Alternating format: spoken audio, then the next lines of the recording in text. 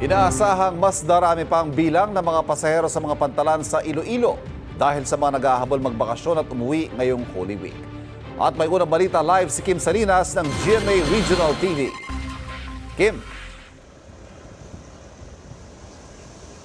Ivan, umabot na sa mahigit 8,000 ang bilang ng inbound passengers sa Western Visayas simula noong Sabado, March 28 ayon sa PCG. Inaasahang dodoble pa ito sa mga susunod na araw kaya mahigpit na ang pagbabantay ng PCG sa mga pantalan sa rehiyon. Simula pa nitong Sabado, March 28, naka-heightened alert na ang Philippine Coast Guard sa iba't ibang pantalan sa Western Visayas. Mahigpit silang nag-inspeksyon sa mga cargo at mga bagahe ng mga pasahero. Katulong nila ang K9 units para masigurong walang illegal na droga at anumang uri ng kontrabando na maisasakay sa sea vessels. Gaya sa Dumangas Port, kung saan dumaraan ang mga pasahero at cargo galing at papunta sa Bacolod City at iba pang bahagi ng Visayas. Deploy na kita sa 416 personnel all throughout sa Western Visayas. Tapos mayroon na kita na-inspect na 98 vessel. Mayroon naman kita inspected na mga motor bangkas, 83. Tapos ang rolling cargoes na ito nara na sa 9,046. May inilagay rin na assistance desk kung saan maaaring humingi ng tulong o magtanong ang mga pasahero tungkol sa kanilang biyahe. Si Jenaline ng Oton, Iloilo, Pebrero pa lang, nag-set na ng bakasyon sa Silay, Negros Occidental. May ginasikaso po kasi balay sir. Kasi subong ako may time. Importante sir. Kaya para makita, mawala naman nga safe ka. Sa obserbasyon ng PCG sa ilang puerto gaya ng Parola Wharf, iilan pa lang ang mga pasaherong bumabiyahe dahil may mga trabaho pa sa Iloilo City hanggang sa Miyerkules, April 1. Sa ilang terminal sa Iloilo City, hindi pa gaanong marami ang mga pasahero. May ilan na piniling umuwi ng probinsya ng Iloilo ng maaga para makaiwas sa siksikan. Masimba lang. Rare lang. Yang ramos, butang naman to. Kabalay mo kay wala to tawo nga daan. Depende kung may budget. Apektado kasi mahal ang porodo sa limit lang.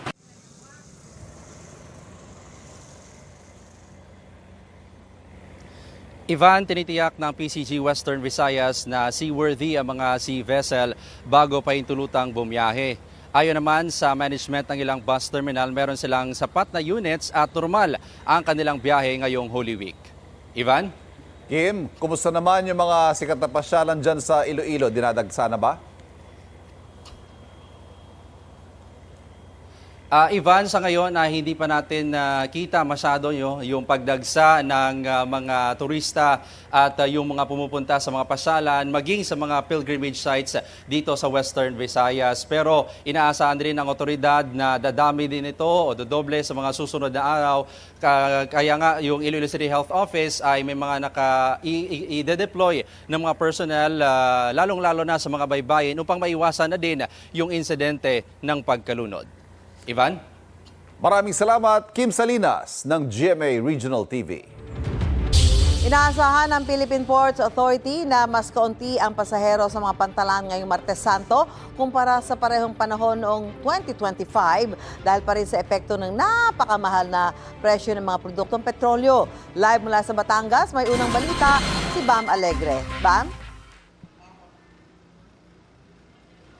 Susan, good morning. Patuloy yung pagdagsa at pagpunta rito ng mga pasahero in time for Martes Santo at continuous din yung test run, yung tinatawag na ORAS o Online Registration Assistance System ng Philippine Ports Authority. Dito yan sa Batangas Port. Ang layunin ng sistema na ito ay matulungan yung mga chance passengers na makahanap ng masasakyan na definite.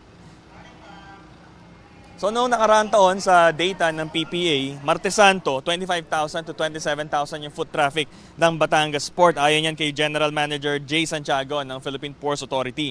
Nakaantabay pa rin ng mga otoridad kung ganito pa rin karami ngayong taon, pero yung numbers kahapon Lunes Santo ay 12,000 lamang yung foot traffic dito sa Batangas Port. At inaasahan na rin naman ito ng PPA na bababa yung turnover ng mga pasahero dahil na rin sa epekto ng oil price hike. May ilang shipping line din daw na nagbawas ng mga biyahe o kaya ay nagbagal ng andar para makatipid. Makakatulong sa mga pasahero ang QR code ng oras kung saan maaaring i-check kung may biyahe o wala ang barko. So pakinggan natin ang pahayag ng PPA pati ng ilang mga pasahero. time lang po namin as students, parang nakaka-relate po kami sa other different age groups. Kasi lalo sa mga matatanda, ang hassle for them na parang anay pang isi-scan there pagdating sa entrance. And then pag punta dito, anay pang gagawin. Tapos, and then wala rin masyadong parang pupunta dito to ask if kung like i-assist or something. Kailangan magkaroon ng kasiguruhan ang mga kababayan nating sumasakay, sigurado yung kung anong barko ang sasakyan nila, sigurado kung anong petsa, sigurado kung anong oras, at siguradong makakarating sila sa kanilang destinasyon.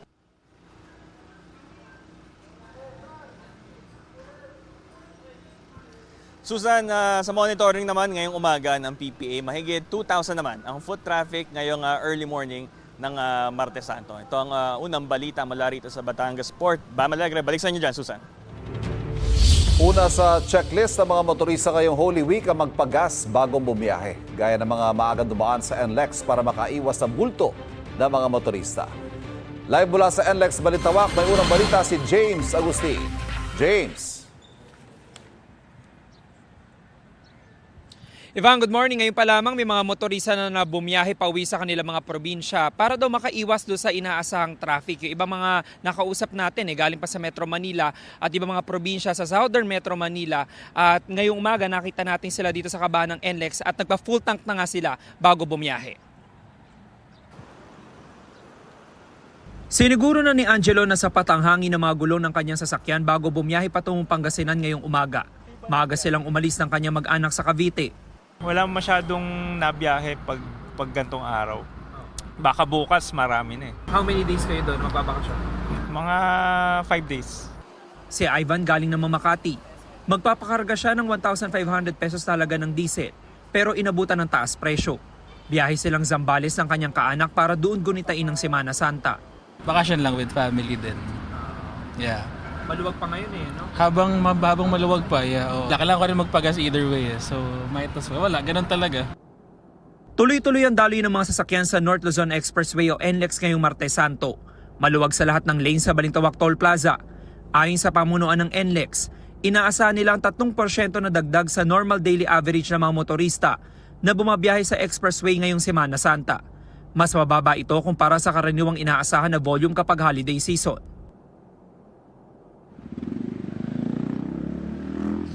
Samantala, Ivan, ito nakikita nyo yung sitwasyon ngayong umaga dito sa Balintawak Toll Plaza. Maluwag na maluwag po at walang pila ng mga sasakyan. Ganyan din yung mga inabutan natin sitwasyon kaninang madaling araw. Ayon sa pamunuan ng NLEX, inaasahan nila dagsa ng mga motorista bukas pa ng hapon, Miyerkules Santo. Tuloy-tuloy na yan hanggang sa Huwebes Santo. Free naman po yung towing service para sa mga Class 1 vehicles sa pinakamalapit na exit simula po noong araw ng Biyernes. Tatagal yan hanggang alas 6 sa umaga sa April 6. Yan muna yung latest mula po dito sa NLEX Balintawak Toll Plaza. James Agustin, GMA News.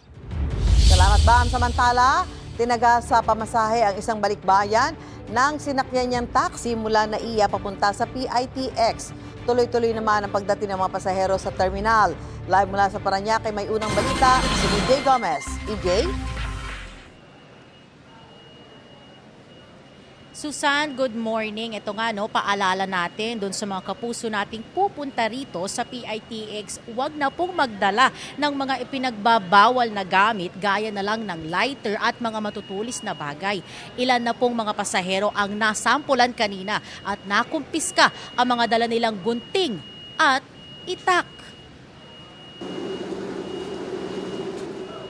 Sa tala ng pamunuan ng PITX, tumaas sa mahigit 191,000 ang bilang ng mga pasahero kahapon kumpara sa naitalang lampas 174,000 na pasahero noong Holy Monday 2025. Sa nakalipas na 9 na araw kung kailan unti-unti nang nagsiuwian ang mga magbabakasyon ngayong Holy Week, umabot na sa mahigit 1.6 million ang bilang ng mga pasaherong nagtungo sa PITX. Ang magkasintahan na sina John Philip at Charmaine kasama ang kanilang kaanak alas 2 ng madaling araw umalis ng Cavite. Hinabol daw nila ang first trip ng bus doon para makakuha rin ng unang biyahe ng bus sa PITX patungong Olongapo. Madaling araw naman po yung biyahe kaya hindi naman po ganun ka-traffic talaga. Hinahabol po namin yung birthday ng lola namin sa Auno po. Tapos pinili po namin kasi first trip para po maaga-aga makarating. May baon po kaming gawa-gawa po na brownies po, tsaka crinkles, pang pasalubong po sa kanila po. Excited po kasi isang beses sa isang taon lang po na pupunta sa probinsya po. Magbubundok din po kami. Mula rin sa Cavite si Adven na babiyahe naman patungong Mindoro. Wala pang tiyak na oras pero ang bus na masasakyan daw niya mamaya pa raw hapon. Okay lang naman daw ang ilang oras na paghihintay. Siyempre po pag kami pag Holy Week talagang nagsasama-sama kami pag sumasama kami sa prosesyon pag Biyernes Santo.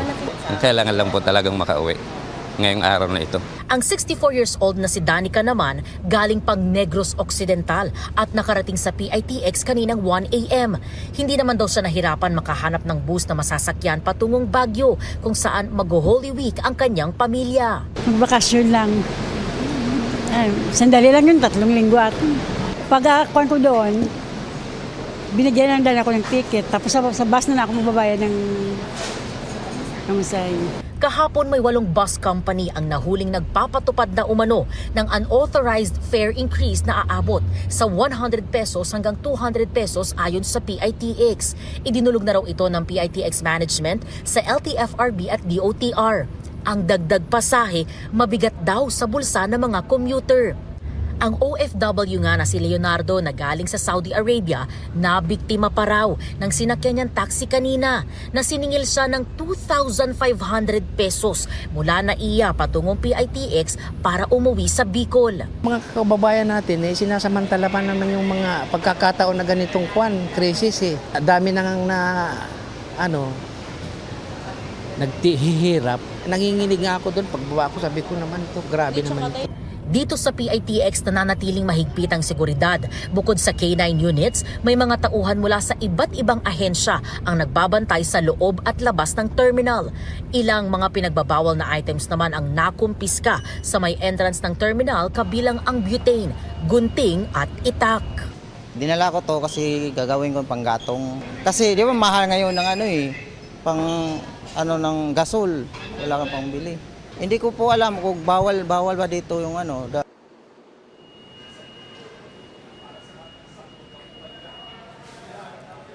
Susan, ayon sa PITX ay may mga naka-standby rin na extra trips ngayong inaasahan ang mas maraming biyahero na magtutungo dito sa PITX para magbakasyon ngayong Holy Week. Yan ang unang balita mula rito sa Parañaque City. EJ Gomez, GMA News. Pagkatapos sa Semana Santa, magkakaroon ulit ng schedule na pamamahagi ng ayuda para sa mga tsuper na hindi pa nakakuha ng 5,000 pisong cash aid. Ang ilang TNVS driver hindi raw nakatanggap dahil wala sa listahan na isinumite ng kanilang transport network company. May unang balita si Joseph Moro. Mahigit kalahating araw pumapasada ang jeepney driver na si George pero sa sobrang mahal ng petrolyo, nasa 400 piso lamang daw ang kanyang kita. Malaking tulong sana ang 5,000 pisong ayuda sa ilalim ng Assistance to Individuals in Crisis o AICS ng DSWD. Pero hindi siya nabigyan dahil wala siya sa listahan, gaya ng libo-libong driver ng jeepney, motorcycle taxi at TNVS. Nag-submit po, sir.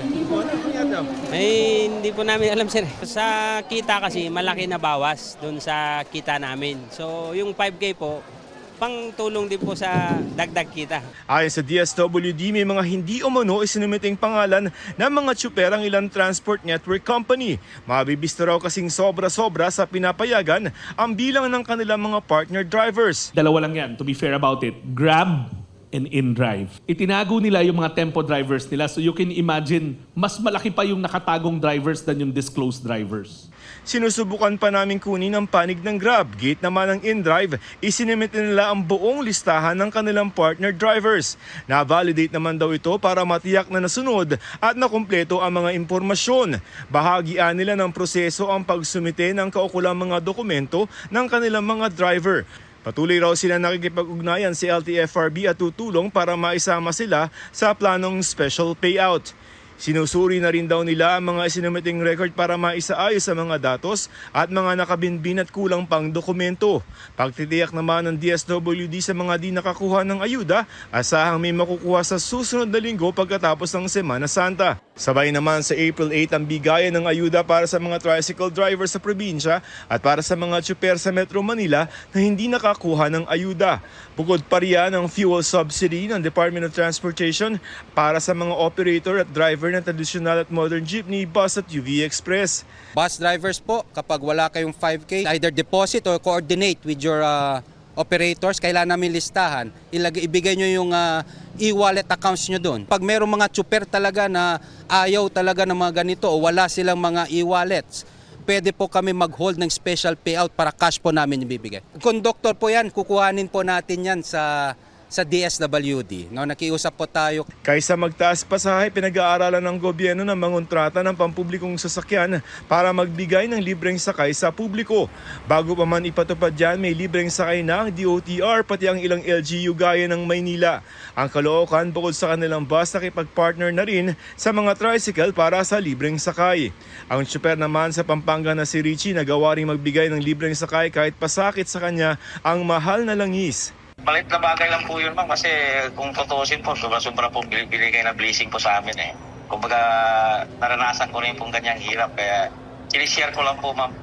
Siyempre, magaan po sa pakiramdam po namin yung tumutulong talaga. Sa Tagbilaran, Bohol, may libreng sakay ang LGU mula Lunes hanggang Sabado, alas 6 hanggang alas 9 ng umaga at alas 4 ng hapon hanggang alas 8 ng gabi. Ito ang unang balita, Joseph Morong, GMA News.